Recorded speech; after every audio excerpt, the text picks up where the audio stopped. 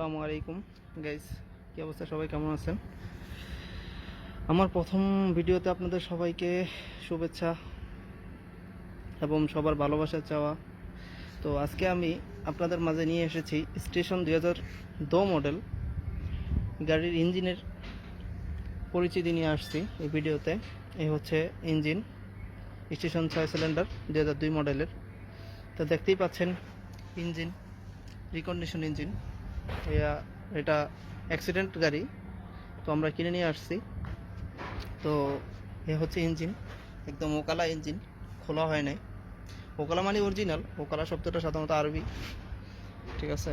দেখতেই পাচ্ছেন প্রত্যেকটা জিনিস ইনটেক আছে, শুধু গাড়িটা অ্যাক্সিডেন্ট হয়েছে।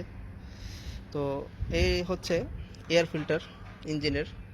এটা সাধারণত থ্রোটার আছে, রেস, যেটা রেসের কাজে ব্যবহৃত হয়, থ্রোটার থেকে এই এয়ার ফিল্টারটা, ঠিক আছে? নিচে আছে দেখতে পাচ্ছেন এক্সজস্ট, যেটা গাড়ির হায়দ্রাজের কাজে ব্যবহৃত হয়।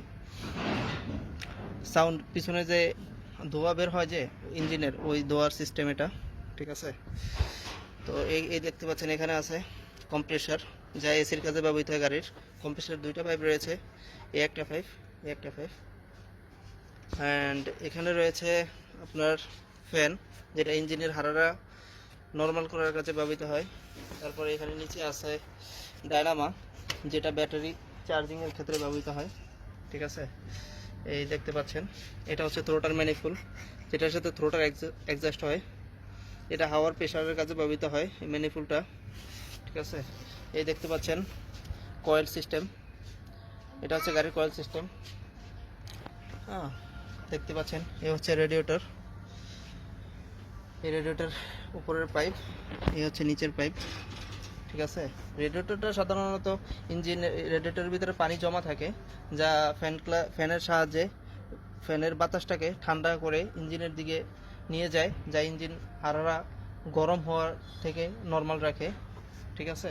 এখানে দেখতে পাচ্ছেন এটা হচ্ছে ফিউজ বক্স, গাড়ির ইলেকট্রিক সিস্টেম কন্ট্রোল করে, ঠিক আছে? এই তো সম্পূর্ণ ইঞ্জিন দেখেন। আমার এই ভিডিওতে, আমার প্রত্যেকটা ভিডিওতে আমি চাবো যে আপনাদেরকে বিভিন্ন গাড়ির পার্টস সম্বন্ধে ধারণা দেওয়ার জন্য যতটুকু পারি ইনশাল্লাহ।